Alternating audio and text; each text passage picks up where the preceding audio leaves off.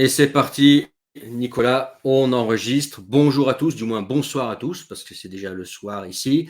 Aujourd'hui, on va parler d'un pays, alors on ne l'a pas fait exprès, on va parler de la Russie, mais on ne l'a pas fait exprès, c'est pas parce qu'il y a eu les événements aujourd'hui avec Navalny qu'on a décidé d'enregistrer aujourd'hui, c'était déjà programmé depuis 10 jours déjà, je crois.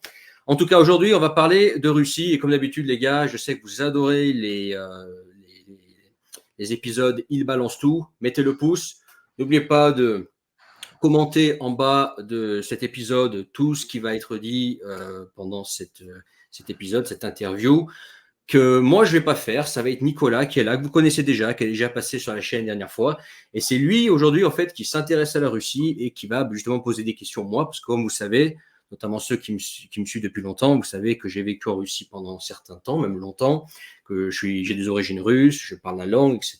J'ai une femme russe et que j'aime la Russie en tant que pays. Donc voilà, n'oubliez pas de partager également cet épisode autour de vous avec quelqu'un que vous connaissez qui s'intéresse à la Russie, qui s'intéresse à ce qui se passe en Russie, la réalité russe. Moi, je suis pas en Russie actuellement, ce qui permet d'avoir une liberté de parole que beaucoup de personnes en Russie n'ont pas, parce qu'elles sont obligées de suivre un narratif aujourd'hui, vu la situation aujourd'hui en Russie. Bref, vous avez compris. Nicolas, est-ce que tu es là? Absolument. Bonsoir à tous. Écoute Nicolas, déjà merci de revenir sur la chaîne, de te prêter au jeu de l'interview. Alors je sais que toi tu t'intéresses à la Russie, donc toi, ça va être bénéfique pour toi aussi, mais en tout cas merci de prendre ton temps de repasser sur la chaîne. Qu'est-ce que je peux t'apprendre aujourd'hui sur la Russie? Quelles étaient tes questions sur la Russie? Que voulais-tu savoir aujourd'hui sur la Russie? Pas mal de choses. En fait, effectivement, je m'intéresse à la Russie. C'est un pays que je suis depuis très longtemps. J'ai une collaboration artistique, je fais de la musique avec une Russe. Et c'est un pays que je scrute, mais en même temps, puis en plus, c'est un pays qui potentiellement m'intéresse pour mes enfants, pas forcément pour moi, donc c'est une vision un peu de long terme, mais je n'y ai jamais mis les pieds, contrairement à toi. Et c'est vrai que ce qui est très intéressant, c'est tes différents liens avec la Russie, plus le fait que tu es globe-trotteur, donc tu peux nous faire des parallèles et des mises en perspective qui peuvent être très intéressantes. Mmh. Alors, première question, à ton avis, est-il plus correct de parler de la Russie ou des Russies? Parce que la Russie est un pays tellement divers que finalement, est-ce qu'on peut parler d'un pays ou presque d'un archipel quelque part? Quelle est ta vision là-dessus? Alors, on ne peut pas vraiment parler d'une Russie dans le sens où, en fonction de là où tu vas en Russie, la Russie peut être très différente. Par exemple, la Russie de Moscou, c'est pas la Russie de la Sibérie, de l'Extrême-Orient, du sud de la Russie, du nord de la Russie, et même pas de la Russie de Saint-Pétersbourg. En fait, d'ailleurs, les Russes en général, ils disent que Moscou n'est pas la Russie. Je suis assez d'accord avec eux. Donc, en fonction de là où tu vas en Russie, effectivement, tu peux avoir l'impression d'atterrir dans un autre pays. Alors, la langue sera la même, la mentalité à la ville des gens, si tu rentres pas dans l'intimité des gens, des différences qu'il peut y avoir ethniques, culturelles, euh, euh, religieuse entre les gens, elle va être à peu près la même, mais par contre, tu vas te rendre compte que voilà, ce que tu vois autour de toi, c'est pas la même chose, les petites habitudes des gens, c'est pas la même chose, les visages ne sont pas les mêmes, les climats ne sont pas les mêmes. La Russie, on le voit comme un grand pays froid, c'est à nuancer. Il y a quand même des climats différents, des reliefs qui vont être différents en Russie, des niveaux de vie évidemment qui vont être différents en Russie. Euh, des choses globalement que tu vas voir autour de toi qui font que des fois, tu as l'impression d'être dans un pays, dans un grand pays. En fait. Donc plutôt parler de plusieurs Russies qu'une Russie, en fait. D'accord. Dans un éventuel projet d'expatriation, je pense que ça serait intéressant de préciser un peu pour nos auditeurs qu'il y a en fait deux sortes d'expatriation. Il y a des gens qui sont envoyés par une grosse boîte, qui souvent vont mettre leurs enfants dans les écoles internationales, qui font des soirées expat avec tous les autres étrangers et qui s'insèrent finalement très peu. Et puis, il y a des gens qui véritablement font leur trou dans le pays en question.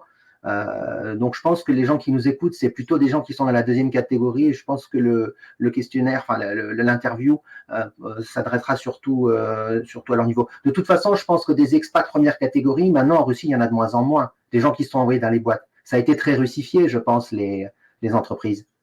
Alors oui, ce genre d'expatrié qui est envoyé pour une boîte occidentale aujourd'hui, ça va se faire rare, même, je ne sais même pas si ça va encore exister, il faudra voir à Moscou.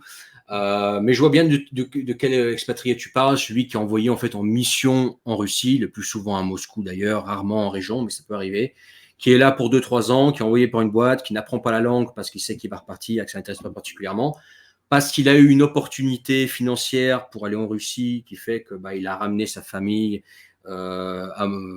le plus souvent à Moscou, mais parfois ailleurs en Russie, parce que voilà, il a été envoyé en mission, que ça lui permet de gagner des sous, peut-être de gagner aussi d'évoluer dans l'entreprise rapidement, et qui est là pour quelques années et qui cherche pas à s'intégrer, qui s'intégrera pas. Et puis tu as l'autre personne qui justement est venue en Russie pour une autre raison, qui à l'origine n'était pas forcément financière. Ça peut être par exemple une femme, l'amour. Ça peut être un intérêt pour le pays. Moi, c'est mon cas, en fait. C'est l'intérêt pour le pays par rapport à mes origines qui m'a attiré en Russie en 2011, quand je suis allé pour découvrir tout de suite par rapport à mes origines, par intérêt pour le pays. J'avais un attachement pour le pays, donc j'y suis allé, j'y suis resté. Puis ensuite, les années sont passées, on pourra rentrer en détail, mais j'ai rencontré ma femme à Moscou. Puis ensuite, je suis allé vivre en Extrême-Orient avec elle. Enfin bref. Et bien évidemment, la langue, j'ai fait tout pour la peaufiner, pour arriver à un très bon niveau. C'est une autre façon de voir une autre façon de s'expatrier en Russie. Après, il n'y a pas de mauvais ou de bon choix dans les deux. Je dirais même que la Russie, de par ses particularités, notamment, on va rentrer dans les détails, est ce genre de pays dans lequel il est préférable de faire un mélange, c'est-à-dire vouloir faire comme les Russes, s'intégrer, vivre une vie à la russe. Ça a ses avantages, mais il y a aussi des inconvénients bien réels, et parfois, c'est bien de garder quand même des liens avec l'Occident pour garder, par exemple, un bon niveau de vie, pour pouvoir garder la possibilité de voyager, etc. On pourra entrer en détail plus tard, si tu veux. Ok. Comment sont perçus les étrangers en Russie, qu'ils soient seuls ou qu'ils soient en couple, avec soit un couple occidental, soit un couple avec une locale? Comment sont vus? Est-ce que c'est accepté? Est-ce que c'est bien vu? Alors, c'est globalement très accepté en général.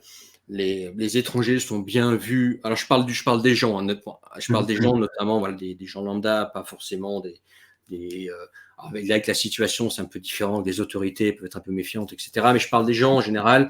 Si on est respectueux des gens, qu'on mène sa vie, qu'on fait l'effort de la langue, etc., il n'y a aucun problème. Moi, j'ai toujours trouvé le peuple russe un peuple accueillant. Et en général, ils sont curieux des étrangers, notamment des Occidentaux. Ils sont curieux de savoir ce qu'on fait là, pourquoi on est là, pourquoi avoir choisi la Russie, pourquoi on s'intéresse à la Russie.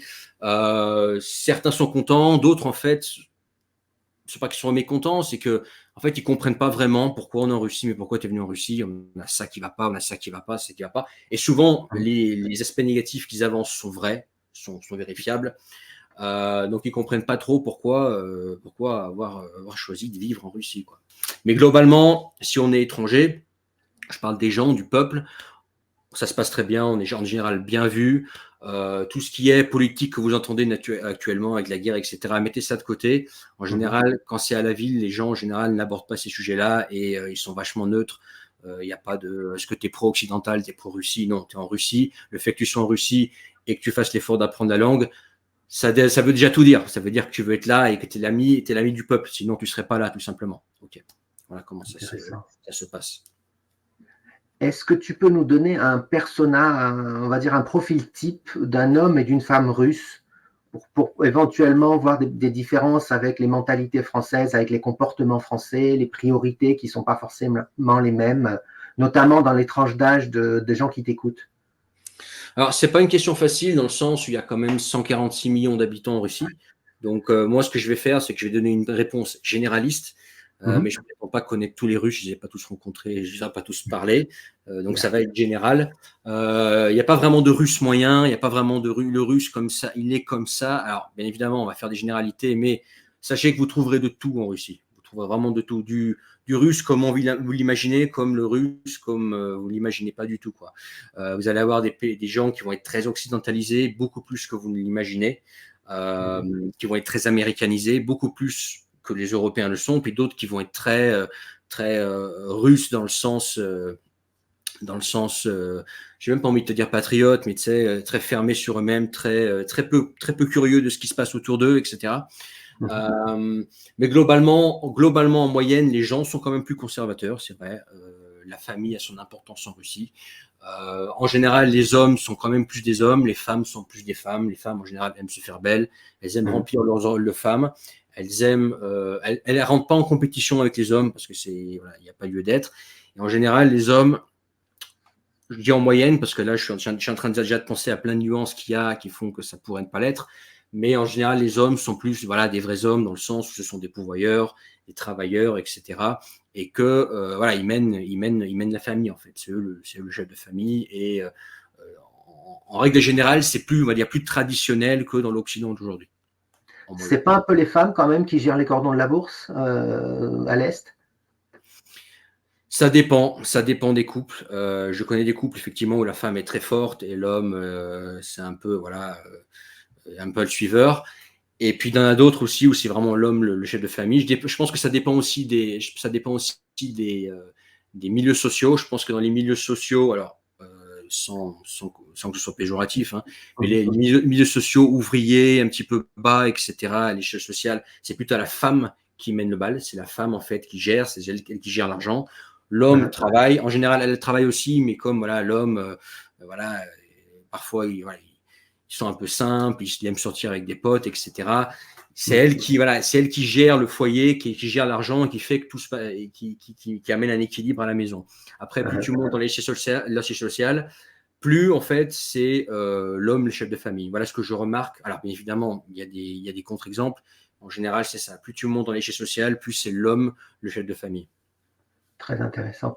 Et tu pourrais nous décrire un ou quelques couples types qu'on est susceptible de rencontrer là-bas, toujours dans les tranches d'âge un peu des gens qui te suivent? Ou c'est trop type, c'est trop? Oui. Couple type, c'est difficile parce que voilà, il y a des gens différents en Russie, mais, mais voilà, comme partout dans le monde, hein, tu vas trouver un couple avec elle qui travaille, elle va être, je sais pas, caissière, secrétaire, ou travailler dans un magasin. Lui, il va être mécanicien, ou il va être carrossier, ou il va être dans le bâtiment, ou il va être policier. Est-ce que les couples sont plus stables qu'en France ou c'est à peu près pareil? Ah non, c'est pire, c'est pire. C'est pire. C'est C'est pour pire? ça que tout à l'heure, quand j'étais en train de te dire qu'en général, le couple est plus traditionnel, c'est à la fois vrai et non, c'est à la fois vrai et faux. C'est-à-dire que oui, traditionnel, on va dire en surface, mais il y a beaucoup plus de divorces, par exemple. Un truc aussi qui est un petit peu déroutant en Russie, c'est que les gens se marient très vite. Genre, moi, j'ai vu des gens se connaître et au bout de 6 mois se marier. Pour moi, ça, c'est impossible. Tu vois, il faut au moins rester quelques années avec la personne pour la connaître. En Russie, c'est possible. Et puis divorcer aussi très vite. Divorcer sur un coup de tête, sur une prise de tête. Bah, écoute, va te faire foutre, tu me saoules, on divorce. Et divorcer pour des broutilles. Tu vois, et encore dernièrement, il y a encore quelques jours, là, on parlait d'un couple qu'on connaît avec ma femme, qui ont divorcé, un couple qu'on aimait bien. Franchement, la raison pour laquelle ils ont divorcé, pour moi, c'est des broutilles. C'est vraiment une histoire d'ego. C'est dommage parce qu'ils foutent en l'air un couple avec des enfants pour des broutilles. Pour moi, ce que je considère est des gamineries, tu vois. Donc, c'est à la fois vrai, il faut beaucoup de divorces, beaucoup de femmes seules également, seules avec des enfants. L'homme russe, oui, il est en général pourvoyeur, il est plus masculin, etc. Mais aussi les hommes russes qui n'assument pas et qui laissent leurs femmes seules, qui les abandonnent avec leurs enfants parce qu'ils ont trouvé une nana plus belle, plus jeune, ou parce que quand il a appris que la femme était enceinte, il se dit écoute, moi j'ai pas envie de ça maintenant, démerde-toi avec ton gosse. C'est aussi très fréquent malheureusement. Donc tout ça est à nuancer. D'accord. Est-ce que tu pourrais nous donner quelques tuyaux, quelques suggestions pour quelqu'un qui viendrait en Russie et qui voudrait bien se faire accepter, qui voudrait s'intégrer à la société? Alors déjà apprendre le russe, alors je sais, ça paraît évident, mais je vais le rappeler tout le temps parce que en fait le secret de la Russie, c'est la langue. On entend souvent ouais la Russie c'est dur d'immigrer, c'est dur de faire son trou, c'est dur de faire ceci, cela. Oui, quand tu parles pas la langue.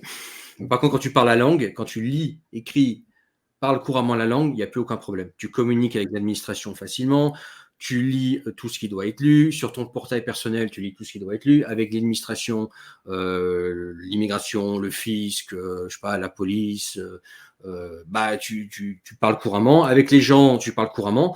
Et en fait, toutes les difficultés qu'il peut y avoir, toutes les difficultés qu'on a l'impression d'avoir en Russie, en fait, sont liés à la langue. Donc vraiment, c'est la langue le plus important. Loin de tout.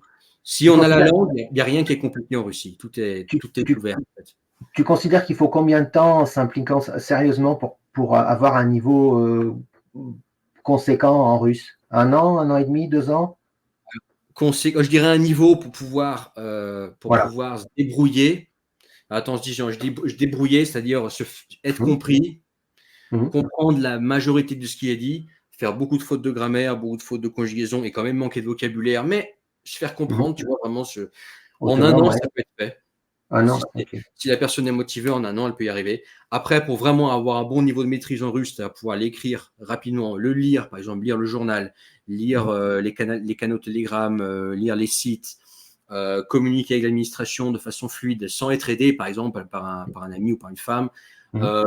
et pouvoir, avec des amis russes, par exemple, parler de tout sujet sans qu'on manque de vocabulaire, je dirais 5 ans sur place. D'accord. 5 ans en Russie à utiliser la langue et à travailler le russe tous les jours. Bien d'accord. Mhm. Voilà. Après, au bout de 5 ans, là, on peut téléphoner, on peut vendre au téléphone, on peut négocier au téléphone. Voilà. On peut avoir ce niveau-là, mais ça prend quand même 5 ans de travail intensif sur place et de motivation. Mais c'est possible. Donc ça, c'est le point le plus important pour toi, pour bien s'intégrer. La langue. La langue. D'accord. Tout est dans la langue. Si on a la langue, bah voilà, après la langue, qu'est-ce qui nous différencie encore d'un russe? La mentalité sur certaines choses, et certaines choses qui font partie de la mentalité russe qu'on peut accepter, mais que en tant qu'Européen ou même en tant que Russe ayant vécu en Europe, bah, on n'aime plus trop parce qu'on arrive à prendre de la distance dessus. Mhm. Euh, et puis après, la tenue vestimentaire. Les tenues vestimentaires, alors ça, c'est en train de devenir très occidental maintenant. Hein. Maintenant, c'est le baggy, le hoodie, les baskets, etc. pour tout le monde, pour les femmes, pour les hommes. Depuis 3 années, ça s'est vraiment occidentalisé. Mais avant ça, en général, l'homme russe était habillé de façon dans des couleurs assez sombres, classiques, avec des chaussures en cuir, une veste pas trop voyante de couleur, voilà, couleur sobre. Et la femme était très habillée, très coquette, très maquillée, avec des talons, etc. C'était ça la norme. Et c'est la norme que j'ai d'ailleurs gardée avec ma femme. Mais aujourd'hui, la tenue vestimentaire elle est comme en Occident. Donc les femmes se mettent moins en valeur. Elle se met de moins en valeur qu'avant. Ça existe toujours, mais ça a tendance à disparaître petit à petit pour des vêtements plus casual. Voilà, donc le Ok. hoodie, le pantalon moulant, les baskets hautes, mais moins en moins de talons et moins en moins de jupes, etc. Ça existe toujours, mais Mhm. c'est pas la tendance, c'est plus la tendance. À un moment donné, tu as évoqué un portail personnel. Qu'est-ce que c'est que ça? En fait, c'est un portail personnel que tu ouvres quand tu obtiens la résidence permanente ou la nationalité, qui te permet de communiquer avec l'administration, en fait, où sont toutes tes données qui te concernent. Tout est digital. En fait, tu fais Tout des est mails. digital et centralisé sur un portail, en fait. Ah, c'est intéressant. Voilà. Alors, la digitalisation en Russie, elle est vraie et elle est de plus en plus présente. Tout est de plus en plus digitalisé, il y a moins en moins de papier. Voilà. À ce niveau-là, ça a tendance à s'améliorer et à être plus. Alors, il y a pareil, là, je pense déjà à des contre-exemples, mais en règle générale, l'administration tend quand même à se simplifier, à être de plus en plus digitalisée, à éviter le papier et les allers-retours inutiles, même si j'ai plein de contre-exemples en tête. Quoi. Voilà. Il y a un ami qui me disait qu'il est allé récemment à Moscou et en fait, le paiement du métro se fait par carte. Il a eu la chance, lui, d'avoir une carte mire parce que ce qu'il me disait, c'est qu'en général, au niveau des guichets, même pour acheter des billets, il n'y avait plus personne. C'était rare de trouver des gens. Donc, visiblement, la digitalisation est très avancée et pour quelqu'un qui est un peu hors du système, ça risque d'être un peu problématique. Un touriste qui débarque un peu comme ça risque de poser un peu quelques problèmes. Alors, j'ai pas été à Moscou depuis 5 ans. J'étais ailleurs en Russie. Mais ailleurs en Russie, oui, ça a tendance petit à petit à se digitaliser, d'avoir de plus en plus de caméras également. Et le tout carte, la disparition du cash est une réalité, oui. Oui. Les gens ont le réflexe. D'ailleurs, je pense que des fois, je suis même un seul à avoir un des rares à avoir mon cash sur moi. En général, les Russes, ce qu'ils aiment, c'est mettre un coup de carte et puis voilà, quoi. Et tout payer par carte ou payer carrément avec le téléphone, c'est-à-dire que les données sont dans le téléphone et ils payent avec le téléphone, c'est très courant en Russie. Ouais. Dans la digitalisation à fond en Russie, ça c'est vrai. Est-ce que tu vois d'autres points importants pour bien s'intégrer? Alors après la langue, qu'est-ce que je vois comme d'autres points importants? Faire l'effort d'aller vers les gens. Les gens ne viendront pas vers vous. Mhm, Les mhm, Russes, en général, sont des gens froids, mais pas dans le mauvais sens du terme. C'est-à-dire que c'est juste leur caractère, en fait. Ils ont pas le réflexe d'aller vers les gens. Donc c'est à vous d'aller vers les gens, notamment que eux, en fait, ils ont déjà leur groupe d'amis. mhm, Ils ont déjà les gens qu'ils connaissent. Donc en fait, comme ils ont déjà leur groupe amis, leur famille, etc., ils n'ont pas de raison d'aller vers vous. mhm. Donc c'est à vous, en fait, de faire l'effort, vu que vous êtes le nouveau, voilà, vous faites pas encore partie du décor. Et pour ça, ce que je vous conseille de faire, c'est vous rapprocher des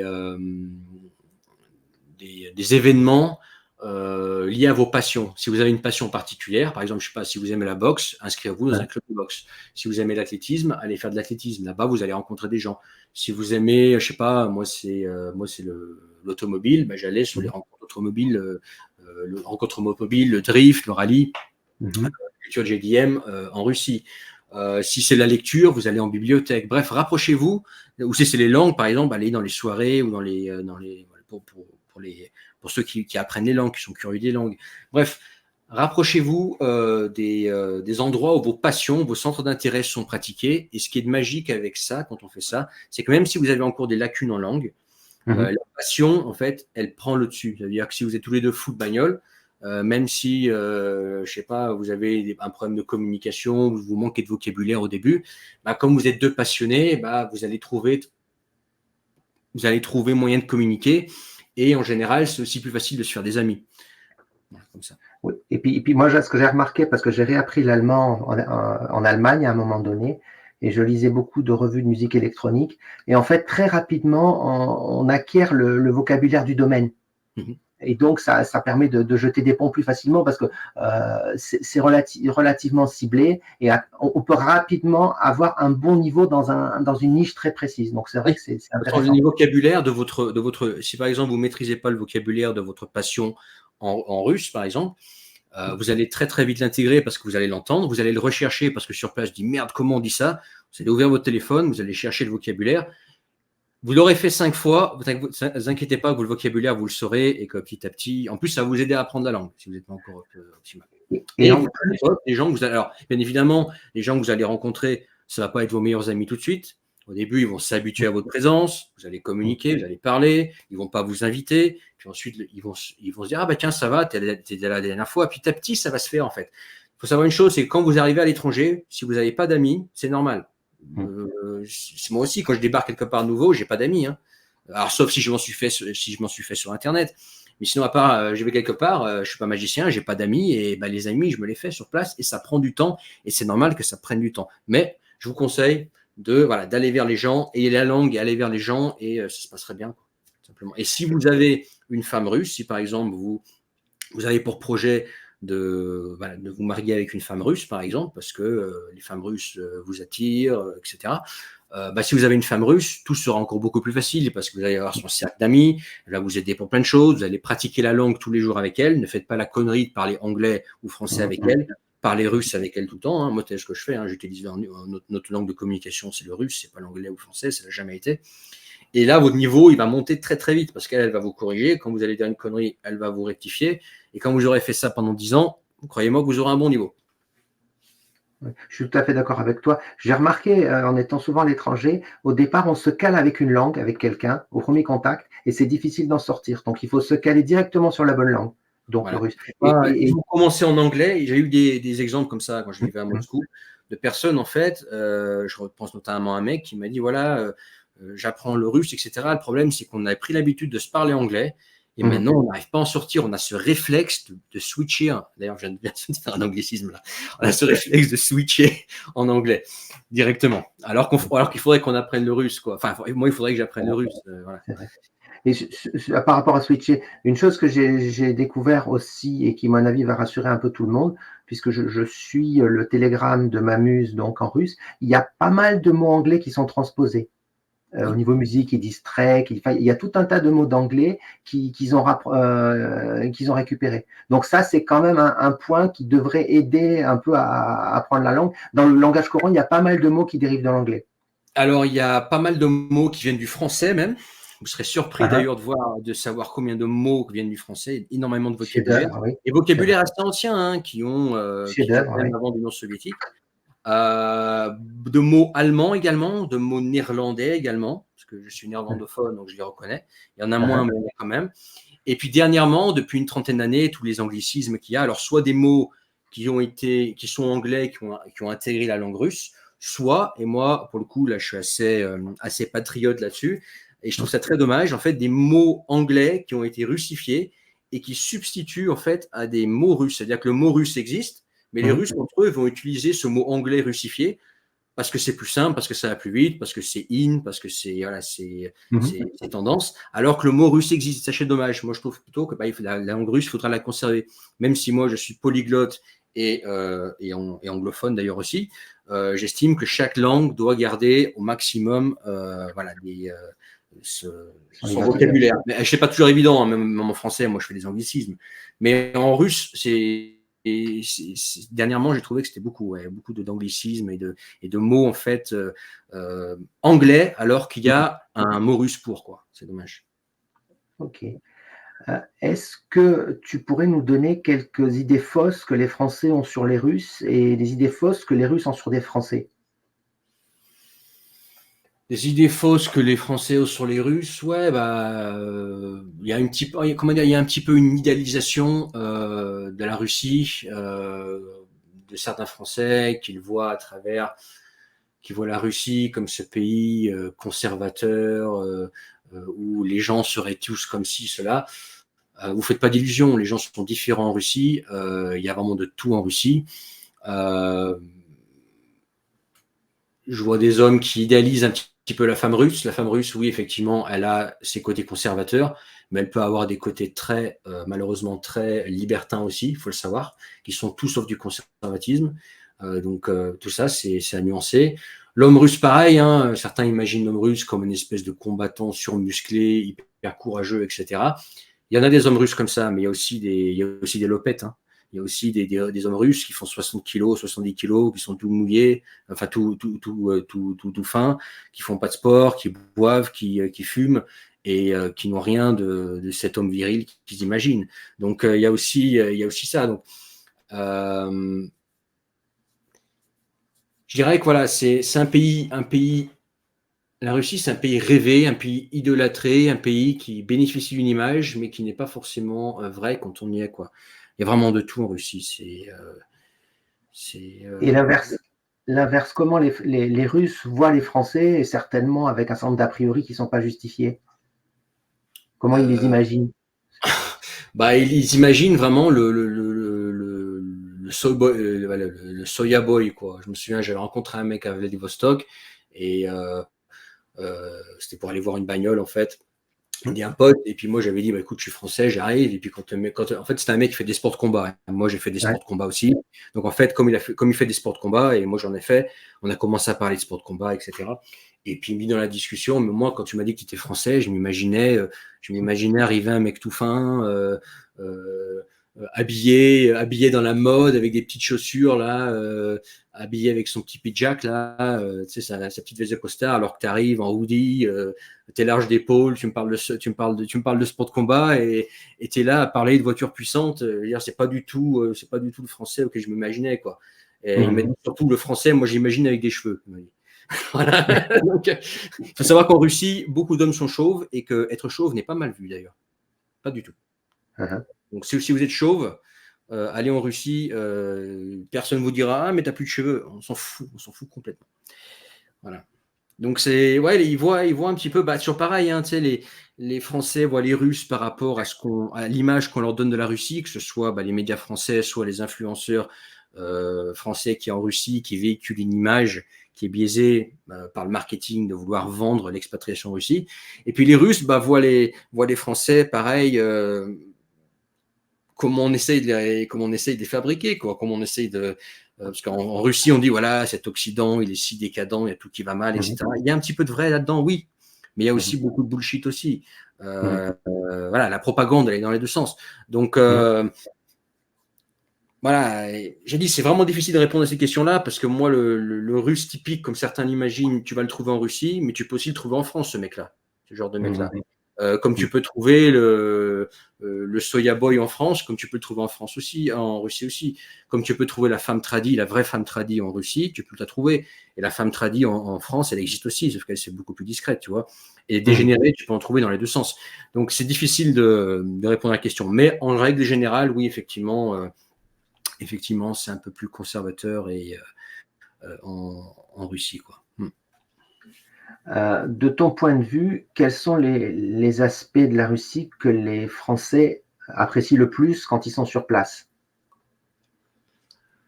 Qu'est-ce qu'ils apprécient le plus en Russie? Ouais. Alors, ça dépend en fait depuis combien de temps le français est là. Tu as le français qui justement qui arrive sa première fois en Russie, qui est ce qu'on appelle dans la lune de miel. C'est-à-dire que voilà, il est émerveillé, il comprend pas forcément tout ce qui se dit autour de lui. Donc forcément, quand on comprend pas la langue autour de soi, tout paraît tout rose, tout paraît tout beau. On parle un petit peu de langue et quand on parle quelques mots de russe. Donc quand on parle quelques mots de russe et que la personne en face comprend que on connaît 10 mots de russe et qu'on fait des efforts, forcément la personne elle est sympa, elle est, tu vois, il y a un vrai touriste, etc. Et les Russes adorent les touristes en uniforme, c'est-à-dire les vrais touristes, le vrai étranger, un petit peu naïf, tu vois, émerveillé par la Russie, dans tout le monde, tout est beau, tout est gentil, tout est rose. Ils adorent les Russes, ça, en général. Donc celui-là, en fait, il se croit au paradis parce qu'il voit autour de lui. Il va, en général, le Français qui vient de débarquer, au début, il commence par Moscou. À Moscou, c'est un petit peu la vitrine de la Russie. Donc, il arrive à Moscou. Rapidement, on lui indique où est le centre. Le centre de Moscou est super propre, super bien éclairé, super bien tenu. Voilà, il y a des belles boutiques, il y a des beaux restaurants, il y a des belles nanas, il y a des belles voitures. Dans le centre de Moscou, les gens vivent très bien. Donc, il voit ça, le mec, il se dit, mais waouh, c'est le paradis. Et dans son contexte, à lui, il n'a pas tort, tu vois. Après, les années passent, il commence à aimer parler russe, il commence à voyager en Russie, etc. Et là, il découvre d'autres Russies où il peut découvrir des bonnes choses comme des mauvaises choses, tu vois. En Russie, tu as des endroits qui sont merveilleux. En Extrême-Orient russe, tu as le lac Baïkal qui est magnifique, les alentours du lac Baïkal. En Extrême-Orient, autour de Vladivostok, tu as des endroits qui sont très beaux. Juste au-dessus de la Chine, là,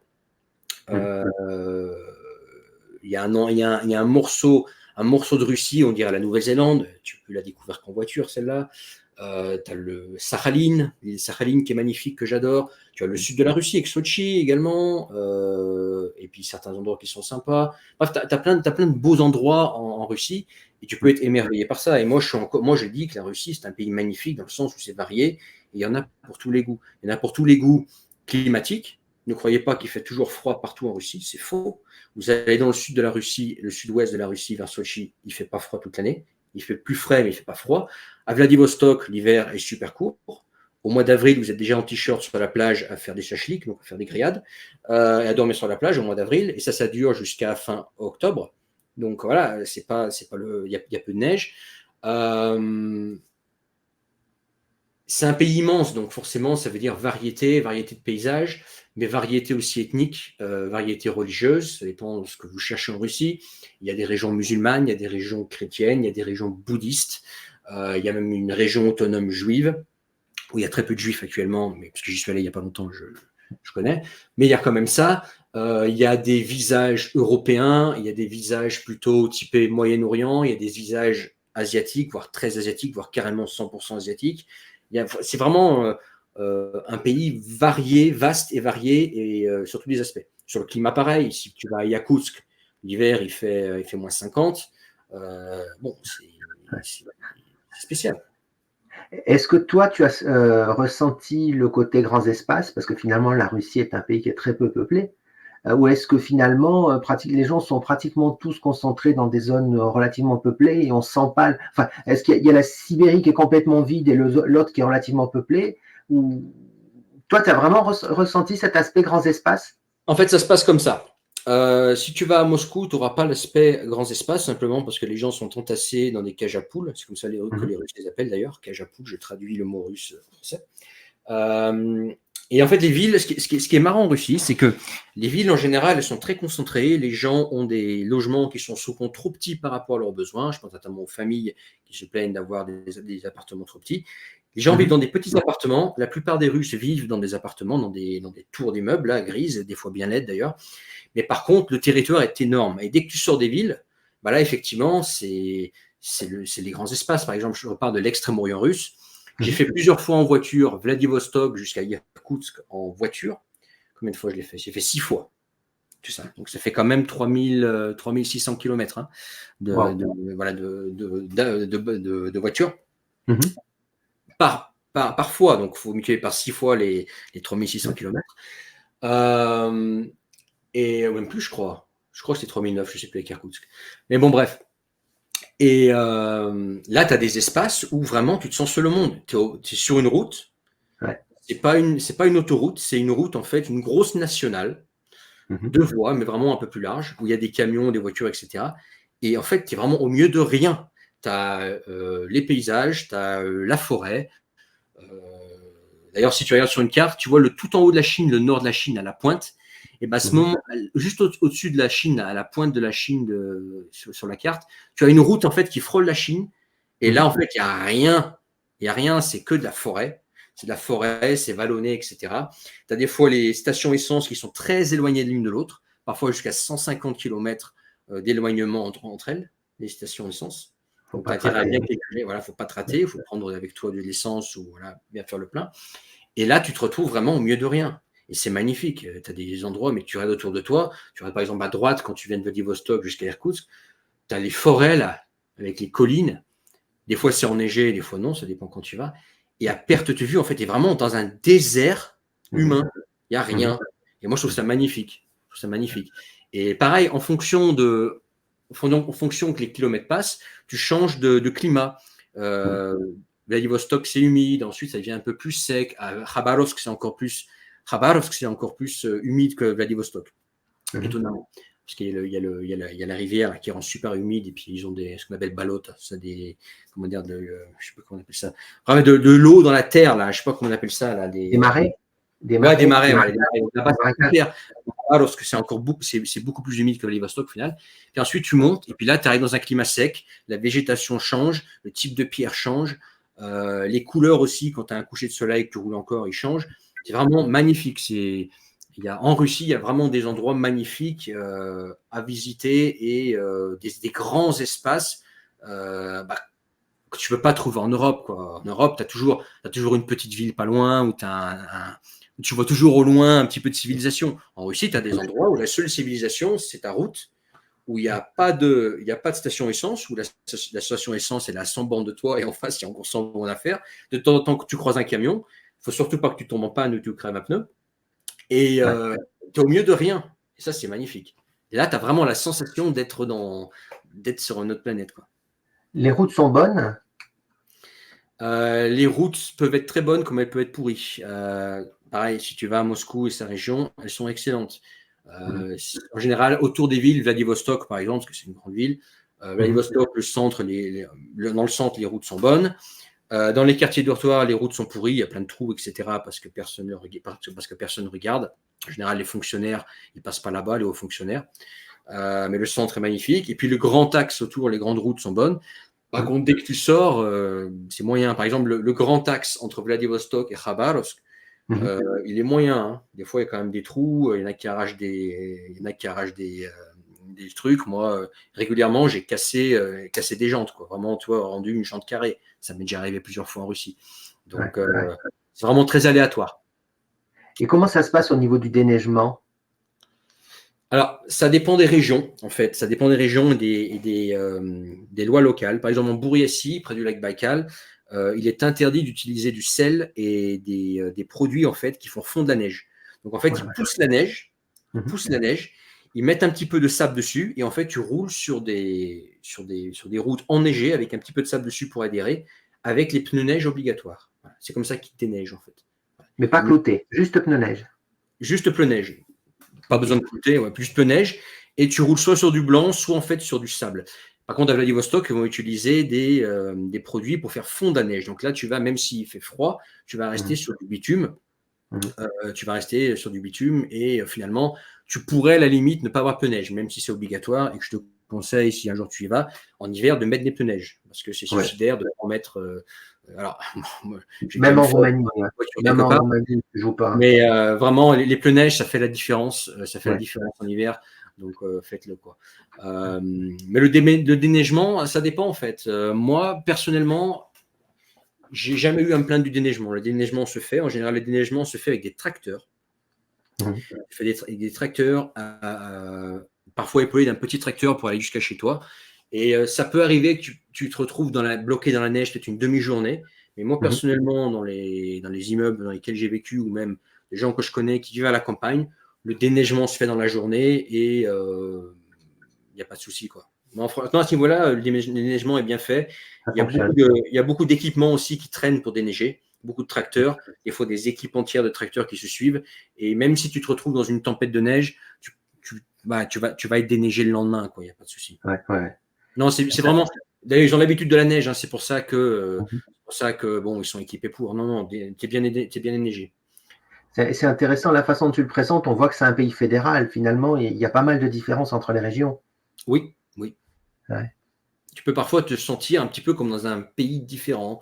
La façon de faire des gens peut être différente, les habitudes, la façon de faire des transactions, la façon de sympathiser qui est différente. Par exemple, à Vladivostok, les gens sont très ouverts, ils sont très, comment dire, très vivants. Et c'est vraiment facile de se faire des amis à Vladivostok. En Bouriatie, c'est très fermé. Il faut faire partie de la famille, il faut se faire présenter, etc. Les gens ne viennent pas vers toi. C'est aussi bouddhiste. Bouddhiste, c'est pas pareil, c'est pas comme les chrétiens. C'est une autre façon de voir la vie, une autre façon de vivre aussi. La bouffe n'est pas la même. Alors, tu peux trouver la bouffe russe comme partout, mais ils ont leur bouffe à eux. Ils ont aussi leur langue aussi, qui est une langue officielle en plus du russe. Tu vois, ils ont Il y a vraiment plein de gastronomies russes différentes en fonction des régions. Si ouais, tu vas en Tchétchénie, tu vas manger complètement ouais. différemment de ce Ouais, ouais. que. Alors, t'as la cuisine, on va dire, ce que j'ai appelé la cuisine ruslave, voilà, dont tu as vite fait le tour, hein, mais c'est le borsch, comment dire, la soupe aux betteraves avec le pain, et puis les petits, comme des petites raviolis, en fait, finalement, Mhm. les petites salades, etc. Ça, tu vas y trouver partout, mais en fonction des régions dans lesquelles tu vas trouver des spécialités. Tu vas trouver des spécialités typiques de la région. Par exemple, je pense au Tatarstan et des spécialités, à la Bouriatie ou des spécialités très asiatiques. À Vladivostok, plus qu'une spécialité, par exemple, ça va être les fruits de mer. Les fruits de mer sont assez bon marché et Mhm. très bons. Il y en a Mhm. à profusion, tu vois, par exemple. Pareil sur Sakhaline, tu vois. Mhm. Chaque région, alors, des fois, tu as des régions qui sont un petit. Toutes les régions, comment dire, ne se. Comment dire, ne se. En fait, une région ne vaut pas une région en Russie. Les régions, elles ont différents statuts en Russie.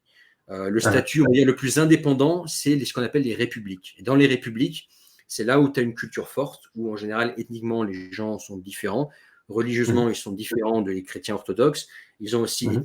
ethniquement différents et ils ont leur culture, leur cuisine, etc. Les républiques. Après, tu as Ouais, d'autres types de régions qui ont voilà, moins de spécificité. Tu vois. Euh, mais effectivement, ouais, en fonction de là où tu vas trouver des habitudes, des cuisines et plein de spécificités régionales, on va dire.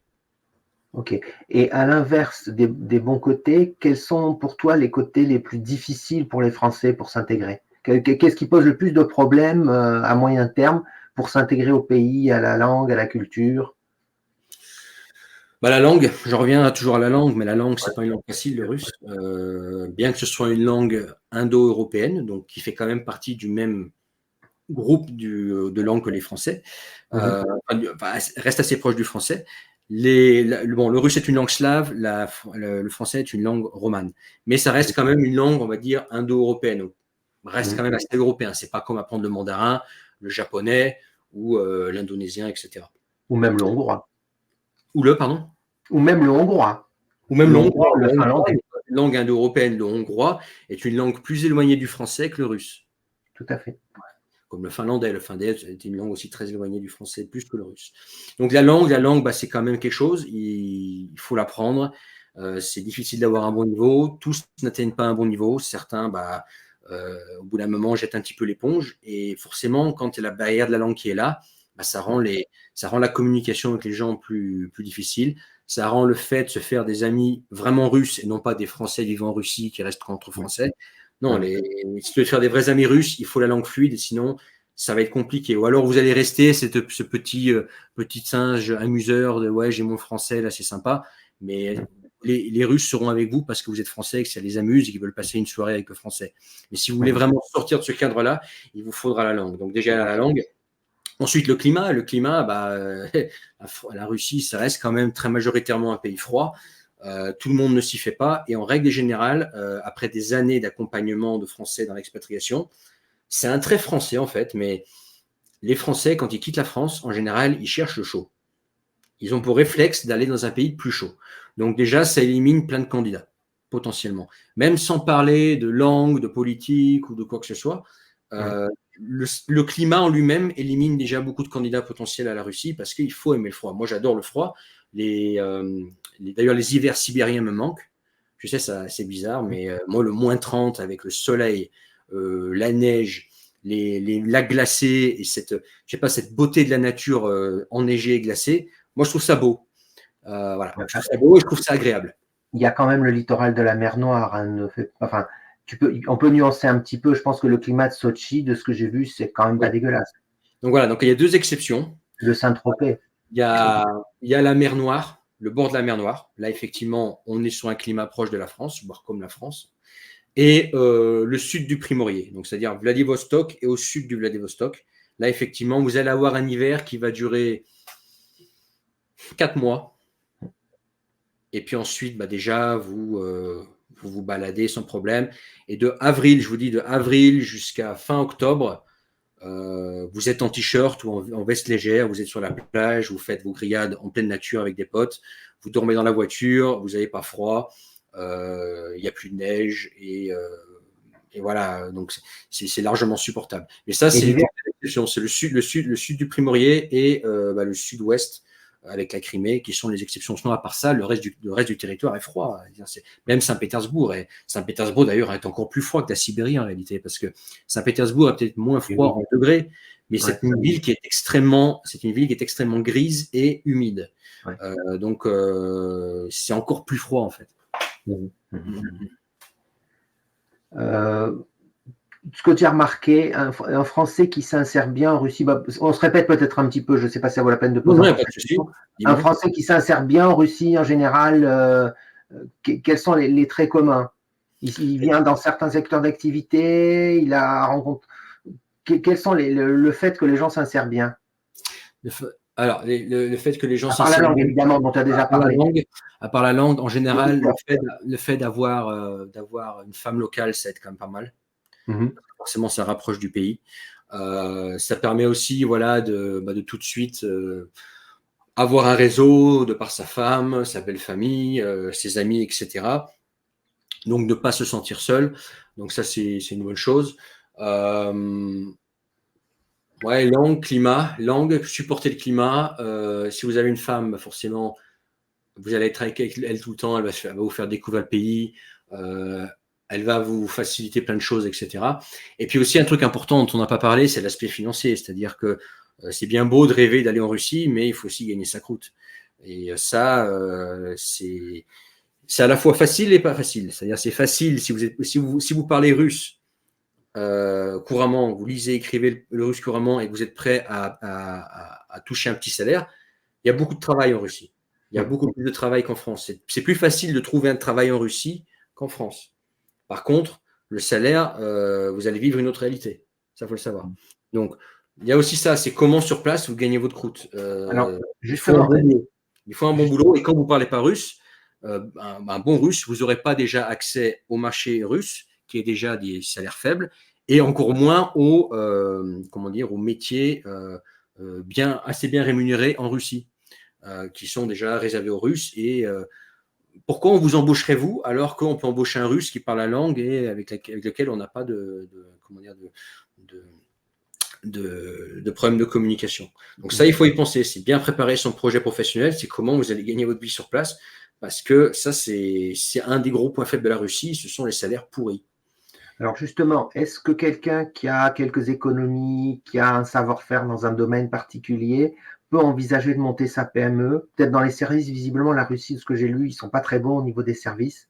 Est-ce que tu penses que ça peut être un moyen de rentrer, encore une fois, en ayant quelques réserves financières, en ayant un savoir-faire, on se dit, tiens, le petit Français, avec peut-être deux, trois Russes autour, il a un truc qui est un peu nouveau, il a une autre façon de travailler, on pourrait essayer. Alors moi, Ça je peut... pense que oui. Je pense que si tu apportes quelque chose de typiquement français qui est difficile à trouver en Russie, là oui. Par contre, si tu rentres en compétition avec les Russes et que tu as seul moyen de te distinguer, c'est je suis français, ça ne marchera pas parce qu'en fait, en Russie, tout a été fait et on ne vous a pas attendu, tout simplement. Et en général, les services sont très abordables en Russie. C'est pas comme en Occident où généralement les services sont quand même un tarif plus élevé.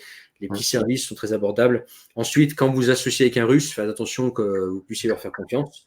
Et puis y avoir des arnaqueurs. D'ailleurs, je n'ai pas parlé des arnaques, mais la Russie, c'est un pays où il y a beaucoup d'arnaques dans le business, dans les transactions, dans l'immobilier.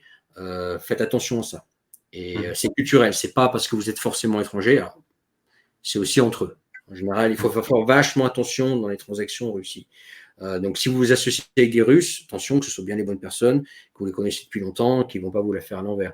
Mais je pense qu'il y a un marché si tu as un truc typiquement français à apporter, une touche particulière, oui, il y a un marché. Par exemple, un truc tout bête, de faire la restauration d'entreprise ou des trucs comme ça peut être intéressant pour des Français, je pense. Restauration d'entreprise, alors là, je pense qu'il y a déjà tout qui a été Il y a du fait. monde. Ouais. Mais par contre, si tu ouvres un restaurant typique français ou une boulangerie française, là, oui. Là, moi, en tout cas, c'est un marché dans lequel je me serais lancé. D'ailleurs, avant de quitter la Russie, j'avais un projet justement, moi, de me lancer dans la restauration rapide. Dans la restauration rapide, justement, avec une touche européenne. En Extrême-Orient. C'était mon projet en plus de l'Internet. Bon, du coup, ça ne s'est pas fait, vu la situation. Mais justement, parce que dans la gastronomie, les Européens ont un truc en plus. Parce que clairement, les Russes adorent la bouffe européenne. Hein. D'ailleurs, tu vas dans les rues, tu vois des restaurants italiens. Les Français en général sont appréciés, mais beaucoup d'Italiens, Japonais, Coréens. Enfin, tu vois, les cuisines étrangères sont appréciées. Donc, si toi, tu arrives avec quelque chose de différent, ça peut être pas mal. Et c'est un truc que je ferais moi aussi, d'ailleurs, si c'était à faire. Et pour devenir salarié en Russie, quelqu'un qui comprendrait pas trop mal la langue et qui aurait un vrai savoir-faire, je ne sais pas, un ingénieur dans des domaines un peu porteurs, tu penses qu'il a quand même ses chances? Oui et non. Oui, dans le sens où il y a un marché de l'emploi qui fournit beaucoup d'opportunités. Il y a beaucoup de travail en Russie. Par contre, les salaires sont bas. Et le truc, c'est que si vous n'êtes pas marié à une Russe, vous n'avez pas la nationalité russe, vous ne pouvez pas prétendre à un permis de séjour. Alors, il y a des exceptions par les étudiants, etc. Mais on va prendre le cas le plus général. Vous arrivez comme ça, vous êtes ingénieur, etc. Vous avez des compétences à porter au marché. Le problème, c'est que vous n'avez pas de visa.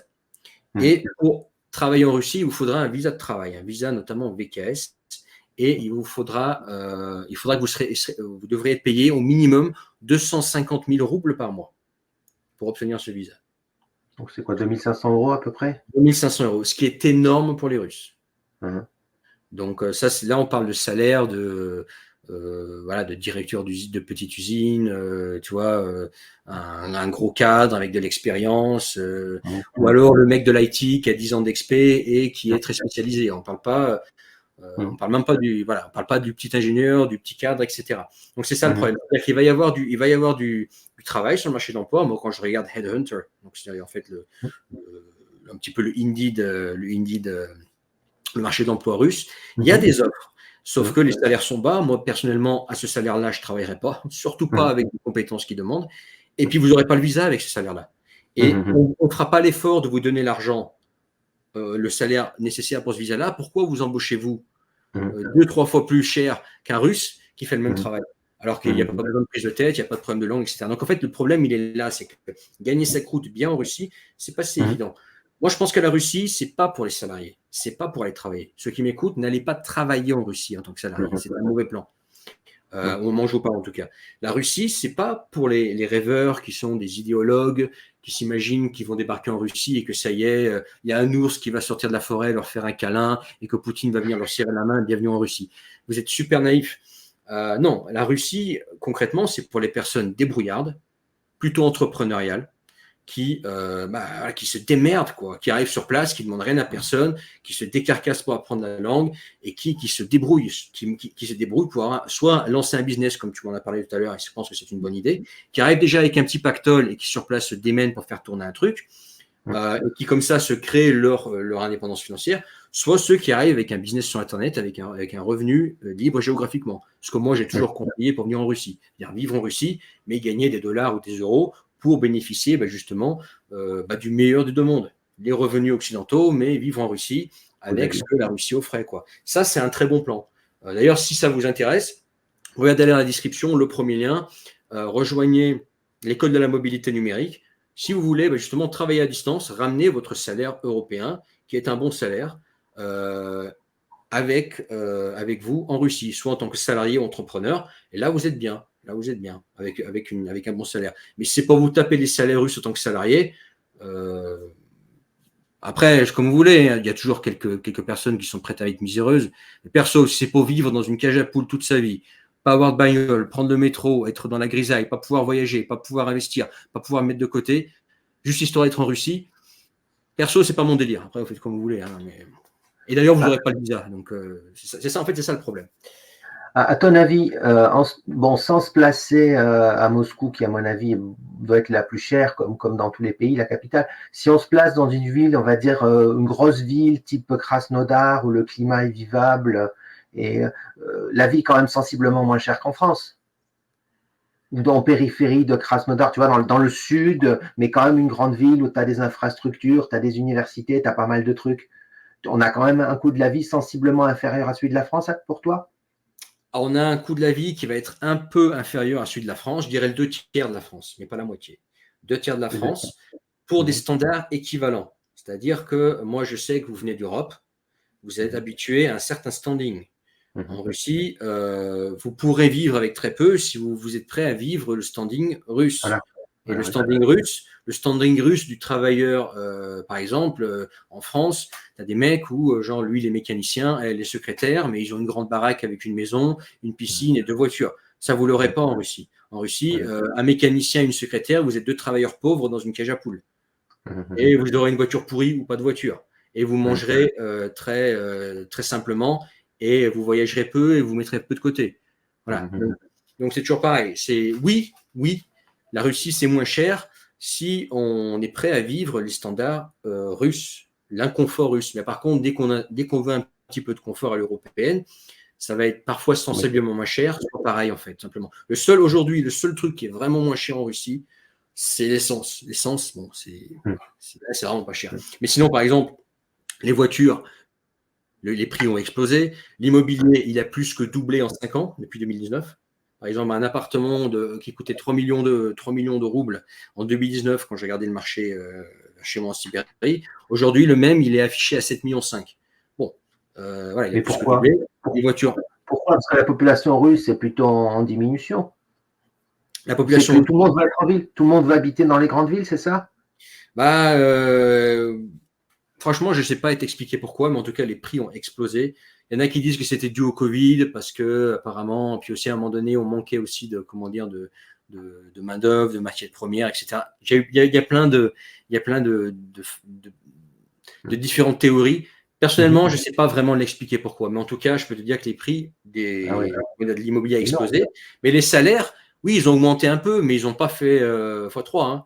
Donc non, globalement, non, le pouvoir d'achat a quand même diminué. La bouffe, elle a augmenté, mais ça reste raisonnable.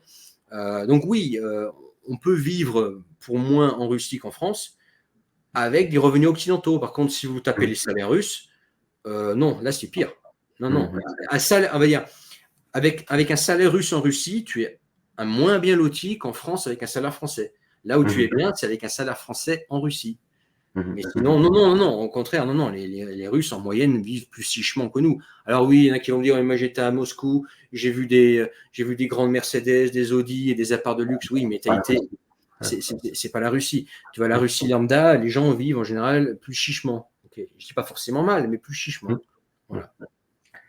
Est-ce que, enfin, de ce que tu en sais, parce que tu es plus sur place maintenant, mais est-ce que la politique a une place dans la vie quotidienne des Russes? Et est-ce que ça a une influence sur le regard que les gens peuvent porter sur les étrangers? Alors, les Russes en général, quand ils se connaissent pas, ils parlent pas trop de politique.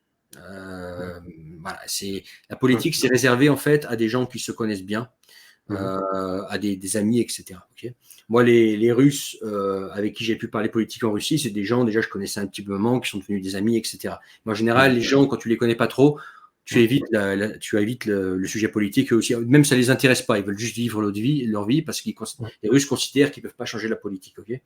Après, effectivement, aujourd'hui, ils sont obligés de s'y intéresser un petit peu parce que vu les tournures que les choses prennent, bon, aujourd'hui, on a vu avec Navalny ce qui s'est passé. Dernièrement, il y a une loi qui est passée, qui a été signée par Poutine, je crois que c'était hier ou avant-hier, qui permet de confisquer les biens à ceux qui seraient contre la guerre ou qui seraient contre Poutine ou qui discréditeraient l'armée russe. Donc, en gros, si tu ouvres ta gueule et que tu n'es pas content, on te pique ta maison, ta voiture et ton compte bancaire. Voilà. Et c'est écrit dans la loi maintenant.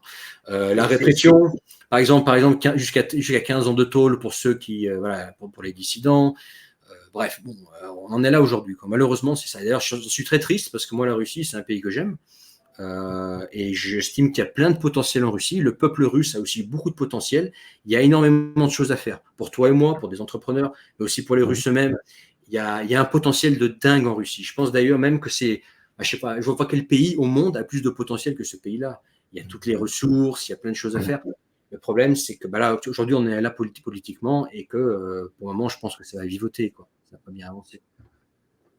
Malheureusement, c'est dommage. Mais bon, je pense que faut juste être un petit peu patient. Est-ce que tu peux nous donner une ou deux tranches de vie quotidienne surprenantes et qui peuvent illustrer un petit peu la vie en Russie au quotidien? Quelque chose de surprenant, d'inhabituel, qui te revient en mémoire? Difficile parce qu'en fait, pour moi, la Russie, quand je suis là-bas, c'est juste la norme, en fait. Pour moi, tout est devenu normal là-bas, en fait, donc il n'y a rien qui me choque. Pour la conduite, par exemple. La conduite et les routes dangereuses, oui, c'est vrai, mais moi, ça ne me dérange pas. Parce que moi, quand j'en parle, en fait, c'est pas pour m'en plaindre, c'est pour expliquer aux gens qui me suivent que, attention, tout n'est pas si rose que ça. La plupart d'entre vous, vous êtes juste des bons pères de famille tranquilles avec le SUV qui veut aller de A à B, qui veut aller en sécurité.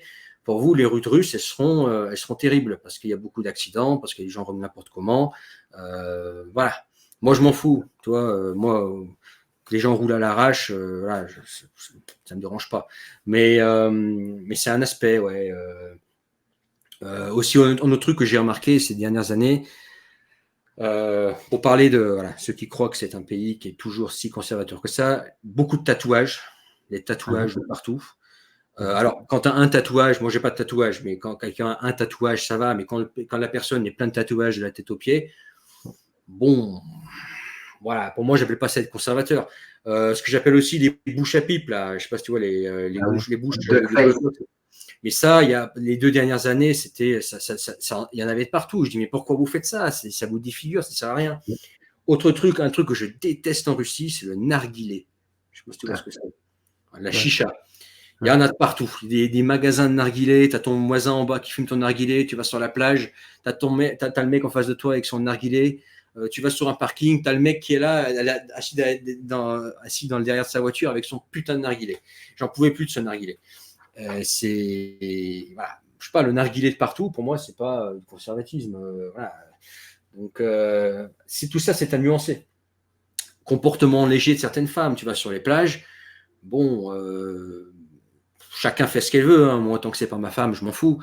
Mais par exemple, les strings ficelles de partout. Alors, bien évidemment, moi, je suis un homme, ça me dérange pas de voir des strings ficelles. C'est parce que je suis en train de dire, c'est que moi, ma femme, elle portera pas de strings ficelles, c'est tout. Voilà. Voilà.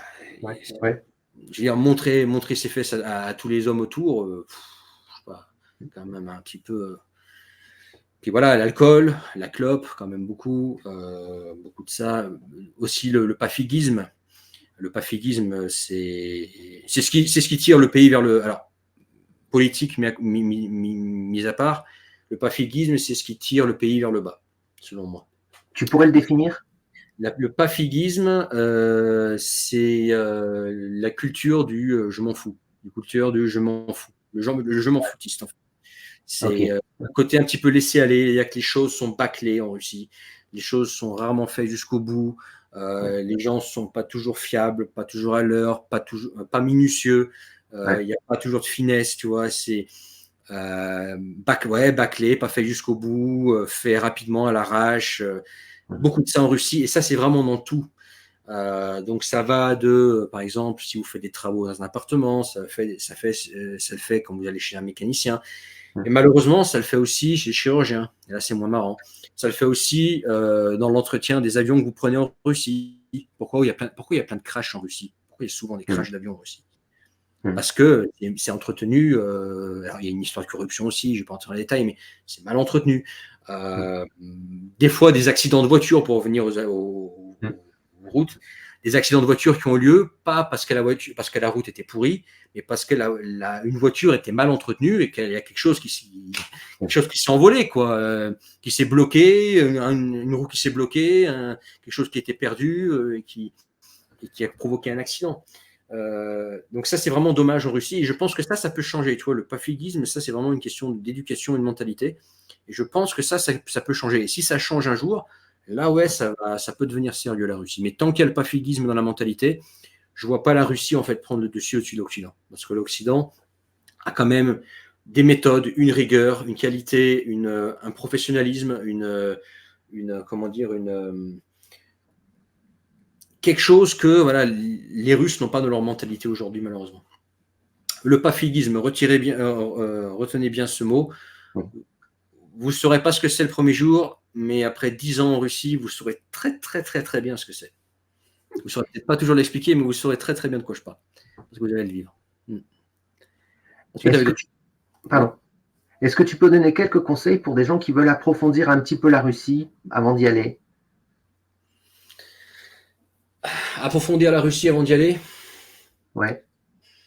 Est-ce qu'il y a des revues, je sais pas, des sites internet sympas ou des chaînes YouTube ou des choses qui peuvent donner plus d'informations aux gens par rapport à la Russie? J'ai envie de vous dire, Ou aller voir sinon, à la limite. ne préparez pas trop, n'écoutez pas trop ce qu'on vous dit sur la Russie. La seule façon de savoir ce qui s'y passe, c'est d'y aller, simplement. Un visa, ça coûte pas grand-chose. Il y a vraiment pas besoin de grand-chose pour aller en Russie. Il vous suffit d'un visa. Vous allez sur Action Visa. Ils vous font votre visa s'ils veulent. Je crois même qu'à Action Visa, maintenant, ils font les visas électroniques, même si je vous conseille de rester plus longtemps. Vous prenez un billet. Vous allez passer par la Turquie, soit par l'Arménie, soit par la Serbie. Sur place, vous amenez du cash et vous restez un petit moment en Russie. Alors, bien évidemment, Moscou, c'est pas la Russie. Enfin, c'est une Russie. C'est juste la façade, c'est pas du tout représentatif du reste. Mais déjà, ça vous donnera une idée.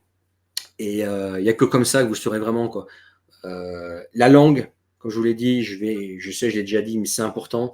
La langue, ça va changer votre expérience et votre compréhension aussi du pays. Et aussi, quand on vous dit quelque chose sur la Russie, quand vous avez la langue, vous pouvez aller vérifier ce qu'on vous dit est vrai ou pas. Parce qu'on peut vous baratiner plein de choses en français, vous ne pouvez pas les vérifier si l'info est vraie. Alors que si vous avez la langue russe, vous ouvrez une page internet, vous avez accès à tout. Donc apprenez la langue déjà par politesse pour communiquer avec les gens. Et puis allez voir directement. N'essayez pas trop de rêver la Russie, parce que la Russie que vous allez rêver dans les bouquins, avec avec la littérature, avec tout ce que vous allez lire dessus, ce n'est pas la réalité.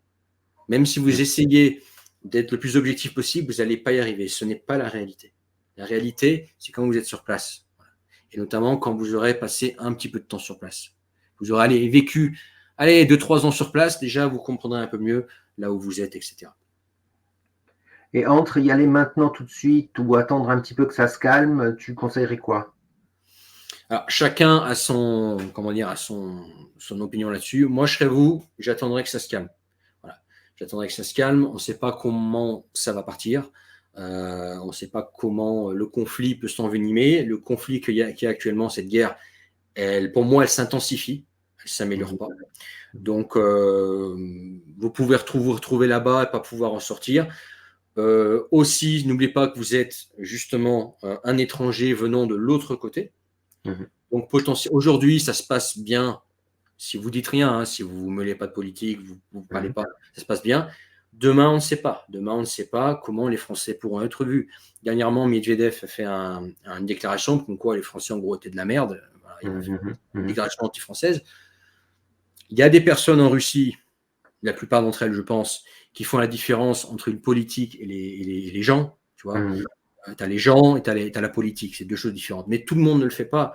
Pour certaines personnes, en France, le fait que tu sois russe, ça veut dire que tu es directement responsable de Poutine. Et tu as d'autres personnes en Russie qui vont croire que parce que vous êtes français, vous êtes directement responsable de ce que fait Macron, par exemple. Il y a des gens, des fois, un peu simples, un peu bébêtes, qui peuvent être comme ça. Donc, attention. Moi, je serais vous, si vous n'avez pas de besoin réel d'aller en Russie maintenant, attendez au moins la fin du conflit, voir ce qui s'y passe. Okay, attendez voir à quoi ça va ressembler et vous pourrez toujours y aller. Après, je vous dis, il n'y a rien qui vous attend en Russie. Si vous n'y avez jamais été, il n'y a rien qui vous attend là-bas. Menez votre vie, apprenez le russe si vous voulez aujourd'hui. Et puis quand des choses seront apaisées, vous allez voir directement. Pour ceux qui veulent que je leur donne des conseils personnalisés sur la Russie, vous pouvez me contacter. On peut prendre un consulting. On peut parler ensemble, etc. Je peux répondre à des questions très vous concernant les papiers, comment est la vie sur place, etc. Si ça vous intéresse, contactez-moi. Mais sinon, le mieux, c'est aller voir directement. Si on fait un petit peu de prospective, parce que visiblement, la Russie a des problèmes démographiques, la guerre en cours ne devrait pas arranger trop les choses. Est-ce que tu ne penses pas qu'à l'horizon de quelques années, il pourrait être intéressé par une immigration choisie de gens qualifiés venant d'Europe de l'Ouest? Tu ne penses pas qu'il y a des choses dans les tuyaux à ce niveau-là? Il y a toujours eu des choses dans les tuyaux à ce niveau-là. Toujours, il y a eu des discours de ceci, on va faire ceci, cela, etc. Parce que souvent en projet, il y a des beaux projets. Souvent en Russie, il y a des beaux projets. Et puis finalement, on en parle quelques mois, et puis ça s'évapore. La réalité, c'est que ceux qui immigrent en Russie en masse, ce ne sont pas les Européens, mais ce sont bien les Centra-Asiatiques. Ceux qui obtiennent le plus de passeports russes, ce sont les Tadjiks, les Ouzbeks, éventuellement des Caucasiens. Ce ne sont pas les Européens. Les Européens qui arrivent en masse en Russie, ce n'est pas une réalité, tout simplement parce que les conditions politiques mises à part, je parle, la politique, ça en rajoute encore une couche, parce que les conditions ne sont pas attirantes pour les Européens, tout simplement. Il n'y a aucune raison pour un Européen de venir en Russie pour l'argent. Aujourd'hui, l'Européen qui vient en Russie, il y va pour pas attrait et amour sincère pour le pays, il y va pour sa femme, etc. Il y va parce qu'il est débrouillard et qu'il ne demande rien à personne, qu'il ne compte pas sur un Messi, que ce soit Poutine ou quelqu'un d'autre, pour se débrouiller. C'est un débrouillard, un entrepreneur qui va se démener pour faire son trou. Mais c'est pas le mec de la Silicon Valley qui fait ses 200-300 cas par an, qui va être débauché pour venir en Russie gagner 25 cas. D'accord. Donc c'est ça le truc, c'est qu'aujourd'hui en fait le package proposé aux Européens pour venir en Russie n'est pas intéressant. Ça suffit pas de dire oui, on est un pays conservateur, ça suffit pas. Oui, il y a du vrai là-dedans et encore il est à nuancer comme je l'ai expliqué. Mais ça ne suffit pas. L'argent, c'est important. C'est le niveau de vie, c'est l'investissement sur le futur, c'est les voyages, c'est la sécurité matérielle qui est quand même importante. C'est aussi sa famille. C'est que quand vous arrivez en Russie, faut aussi penser, si vous voulez des enfants, etc., ça coûte de l'argent, quoi. Voilà. Les billets aller-retour de temps en temps vers le pays d'origine. Vos enfants aussi, si vous voulez qu'ils payent si vous voulez que vos enfants parlent des langues étrangères, il va pas falloir les mettre dans les écoles russes, parce que dans les écoles russes, ça va devenir des mauvais en langue. Les Russes sont aussi mauvais, même plus mauvais qu'en langue que les Français. Vous croyez pas que les Russes parlent tous anglais, loin de là. Donc si vous voulez que vos enfants ils aient une éducation un peu plus internationale, ça va coûter de l'argent, etc. Donc c'est ça le truc, c'est que justement le package n'est pas attirant aujourd'hui, tout simplement. Il n'y a pas une politique nataliste quand même, avec des primes de naissance, des choses comme ça? Oui, il y a une politique nataliste avec des primes de naissance. Déjà, ça passe par actuellement, une sorte de propagande pro-nataliste, qui n'est pas mauvais en soi. Moi, je suis effectivement d'accord pour que chaque peuple autochtone fasse plus d'enfants. C'est une bonne chose pour le pays. Mais après, voilà, les aides proposées, oui, elles ont un petit peu une signification pour le pays, pour le russe de base, qui fait ses 25-40 000 roubles par mois. Donc ça fait 250 euros, 400 euros par mois. Et qui, pour lui, 5 000 euros va changer la vie. Tu vois, mais pour un Européen qui débarque, ça ne change rien parce que voilà, c'est les primes données, elles sont quasi indolores pour lui. Tu vois, donc mais oui, il y a une politique de natalité, notamment pour destinée aux Russes. Elle n'est pas destinée aux Européens qui viendraient en Russie. Non, mais s'ils épousent une Russe, je pense qu'ils peuvent y prétendre. Hein. Ils peuvent y prétendre, mais c'est. Ok, c'est peanuts, d'accord, c'est pas très significatif. Et c'est deux fois le salaire moyen en France. Ouais, voilà. ouais. Je crois que c'est 6 000 euros, un truc comme ça. Et la dernière question, quelles sont tes anticipations ou tes scénarios par rapport à l'évolution du pays sur les prochaines années? Ah bah ça, c'est la question à 1 million d'euros. Ça, c'est la question boule de cristal. Non, tu peux faire deux, trois scénarios. Ouais, difficile. Personne ne sait vraiment. Moi, personnellement, après, j'ai pas de boule de cristal, je vois pas la Russie continuer comme elle est actuellement. Moi, je vois un gros changement, une grosse révolution arriver dans les prochaines années. Ça peut être dans 1 an, comme ça peut être dans 10 ans, mais je ne sens pas le système actuel comme ça continuer.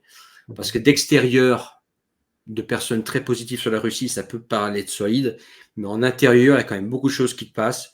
De plus en plus de personnes qui sont mises agents de l'étranger, en gros. Aujourd'hui, on a vu avec Navalny ce qui s'est passé. On va pas être naïf. Hein, on sait très bien ce qui s'est passé. Et il y aura un ras-le-bol en interne. Pareil, les républiques ethniques qui ont été mobilisées, qui ont été très mobilisées. Il y a des personnes qui sont vraiment à cran. C'est comment dire, la Russie actuelle, c'est une grosse puissante machine sur des quilles. Il suffit qu'une quille tombe et ça s'écroule, quoi. Donc moi je le vois comme ça. Après, quand est-ce que ça va arriver, je sais pas, mais je dirais entre 1 an et 10 ans. Je vois un écroulement politique et un gros changement en Russie. Voilà ce que je vois arriver. Mais ça peut encore durer 10 ans. Hein. Ça peut encore durer 10 ans. Mais on le voit chaque semaine, en fait, la répression est de plus en plus forte, ça se durcit de plus en plus, il y a de plus en plus de répression, de lois, etc. Ça, c'est pour moi un signe un signe de fuite en avant pour moi. Voilà ce que c'est. D'accord. Pareil sur le front, bon, qu'est-ce qui se passe vraiment? Je pense ils avancent un petit peu, visiblement, quand même. Ouais, mais c'est une guerre larvée. Il y aura toujours et même si Poutine arrive à récupérer Odessa et Kiev, par exemple, qu'est-ce qui va se passer? Ça va être intenable. Parce que les Ukrainiens, ils vont continuer. Il y aura des guérillas, ça va être intenable. Il y aura toujours des guérillas, il y aura toujours des trucs.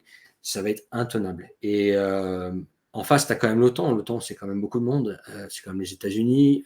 C'est quand même beaucoup de population. C'est quand même un niveau de vie. C'est quand même une technologie. Oui, la Russie a des ressources, mais la technologie en Russie, elle est toujours importée. Avant la guerre, elle était importée. Ils ont quand même l'hypersonique. L'hypersonique, c'est quand même un truc où visiblement, ils ont de l'avance par rapport au reste du monde, y compris les États-Unis. Ouais, mais le problème, c'est pareil, s'ils envoient une bombe hypersonique quelque part aux États-Unis, l'Occident, c'est quand même éclaté et grand. Alors que la Russie, c'est 2 villes, hein, c'est Moscou, Saint-Pétersbourg, c'est fini. Alors que c'est toujours pareil, tu peux envoyer une bombe à quelqu'un, mais cette personne va t'envoyer une bombe aussi. Donc, ils ont des sous-marins. Voilà, donc c'est toujours pareil. Moi, je ne le vois pas durer ce truc. Je ne vois pas durer. Je pense que quand ils ont lancé l'invasion de l'Ukraine, en fait, ils pensaient que ce serait comme la Crimée, que ça durerait 1 semaine ou 2, qu'il n'y aurait rien, etc. D'ailleurs, je pense il me semble qu'on leur avait demandé aux soldats russes au départ de ne pas tirer, de juste rentrer sur le territoire ukrainien, etc.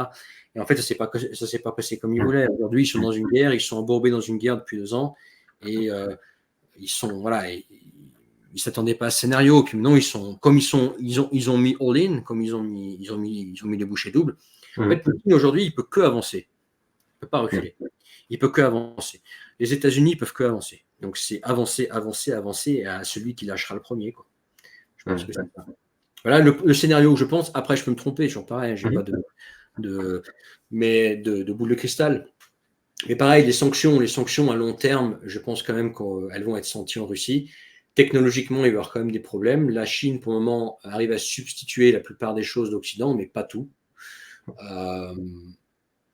Et ce qui est triste, c'est que la Russie se bat pour une indépendance, mais qu'elle n'a pas réussi à avoir. C'est-à-dire qu'avant, elle était dépendante technologiquement d'Occident. Aujourd'hui, elle est dépendante technologiquement de la Chine. Et ce qu'on veut, c'est une Russie indépendante. Une Russie indépendante, c'est-à-dire que ni indépendante de l'Europe, ni de la Chine. Ce qu'on veut, moi, ce que je veux, c'est des BMW, des Mercedes russes, tu vois, des avions russes qui sont même encore meilleurs qu'Airbus ou Boeing. Tu vois, des produits russes qu'on consommerait en Europe et en Asie parce qu'ils sont mieux. Non, aujourd'hui, la Russie ne Pour les avions, visiblement, ils font quand même pas mal de progrès. Mais c'est vrai que de toute façon, si tu regardes même au Japon, le Japon, ils ont mis des décennies pour construire une industrie automobile performante. Ça a mis des décennies. Ouais, mais comment dire, l'industrie automobile russe, elle est très ancienne en fait, en réalité. Elle date du début. Ouais, mais c'était communiste. Tu n'avais pas d'émulation, tu n'avais pas de concurrence, ça stagnait. Ouais, bah là aussi aujourd'hui les Russes, bon, ils font quoi avant les voitures russes, c'était avant tout des Renault. Maintenant, c'est des Jacks. Par exemple, la voiture russe Moskvitch là. En Ouais. fait, c'est une voiture chinoise avec un badge chinois, c'est tout. Hein. Avec un badge russe, c'est tout. Hein. Il C'est n'y a juste rien de assemblé. russe dedans. C'est Oui, assemblé en Russie, assemblé mais ce localement. n'est pas, ouais, ce n'est pas de conception russe, quoi. Pour les avions, pareil, peut-être oui, mais j'attends de les voir voler d'abord. Parce qu'il y a les beaux discours, mais pour le moment, moi, ce que je vois, tu peux regarder d'ailleurs, tu peux faire comment dire, un flight tracking sur Internet. Pour le moment, ce qu'ils volent, c'est à 95% du Boeing et du Airbus, quoi. Donc oui, les avions, oui, mais d'abord, j'attends de les voir voler. Toujours pareil. Ce que je connais entre-temps, tu sais, entre les gens que j'ai rencontrés en Russie, puis moi, des années passées en Russie, des beaux trucs, des beaux discours, j'en ai vu passer en Russie. Puis tu dis, ah, ça va bien se passer. Et puis finalement, ouais, il y a des beaux discours, mais il ne se passe rien, en fait. C'est ça le truc, tu vois. Donc, j'attends de voir. J'attends de voir. Mais en tout cas, ce qui est obtenu actuellement, ce n'est pas l'indépendance. C'est l'indépendance de l'Occident, oui, mais c'est la dépendance à la Chine. C'est ça qui est obtenu. C'est pas la Russie indépendante, tu vois. Et moi, ce que je souhaite pour la Russie du futur, c'est qu'elle ait ses propres produits et qu'elle soit respectée au niveau international pour ses produits de qualité et pour sa production russe, ce qui est loin d'être le cas aujourd'hui, pas juste vulgaire producteur de matières premières, quoi. Visiblement, au niveau agroalimentaire, quand même, ils ont fait de gros progrès ces dernières années, contraints et forcés, parce qu'à cause des Oui. sanctions, depuis 2014, ils font du fromage, ils font du vin, des choses qu'ils faisaient beaucoup moins avant. Et c'est des marchés que nous, les Français, on a perdus, malheureusement. Alors, tout ça est vrai. Ils font du fromage, ils font du vin, ils font plein de trucs comme ça. C'est juste que. Tu as déjà goûté un vin russe, toi? Non, j'en suis resté au vin géorgien. Bah, reste. Alors, surtout cet exemple que tu viens de prendre, là. Reste bien chez les Géorgiens. Ok. Voilà. Pareil, le fromage, si tu veux savoir ce que c'est qu'un fromage qui a le goût de plastoc, goûte un fromage russe. Tu vois, venant de France, le pays du fromage, voilà. Non, la bouffe, c'est clairement pas le point fort de la Russie. Bon, il y a plein de cultures, il y a plein de cultures, il y a plein de cultures de cuisine disponibles en Russie. Il y a du vietnamien, il y a des oriental, il y a tout, asiatique, européen. Mais ouais, au niveau de la bouffe, non, au niveau de la bouffe, même le pain, par exemple, c'est quand même un cran en dessous de l'Occident, quoi. Je veux dire, pas mauvais, ça s'améliore, oui, ça s'améliore. C'est pas mauvais. Mais une baguette russe, une baguette française, non. Un camembert et un fromage russe, non, il n'y a pas photo. Un vin russe et un vin français ou géorgien, il n'y a même pas photo. Tu vois, c'est toujours pareil. C'est pas mauvais, mais c'est. Ah, tu vois, Il manque quelque chose. Il manque quelque chose, quoi, tu vois. Mais je pense que ça, on peut y arriver dans le futur, mais pas pour le Il faut moment. envoyer des Français sur place pour s'en occuper. Ouais, des Français sur place et aussi que l'ambiance soit autre parce que les Russes, c'est des gens très fiers et ils n'aiment pas trop recevoir des conseils des étrangers. Ça faut que tu le saches aussi. C'est-à-dire qu'aujourd'hui, en plus, on est d'un fond dans le patriotisme exacerbé. C'est les Russes sont les meilleurs, on est les meilleurs et les meilleurs, donc on va surtout pas apprendre d'un Français quelque chose, quoi. On est les meilleurs, donc t'as rien à nous apprendre. Il y a aussi un petit peu de ça. Hein, donc, les Russes, quand tu leur enseignes quelque chose, il faut l'apporter d'une certaine façon. Si tu le fais trop en mode je suis occidental, je sais mieux, je vous apprends, et la plupart du temps, tu auras raison, tu seras mieux qu'eux, et tu auras des méthodes meilleures qu'eux, et tu auras plus de finesse qu'eux. Ils n'aiment pas que tu sois dans ce rôle-là. Tu vois, mais je pense, ça pareil, c'est quelque chose, je pense, qui peut changer. Et à long terme, moi, je suis assez positif pour la Russie.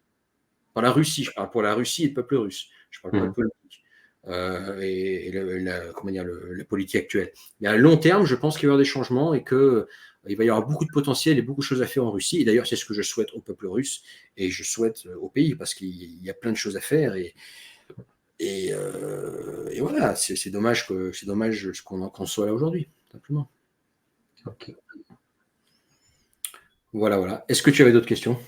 Non, je pense qu'on a fait le tour. C'était assez riche. Bon.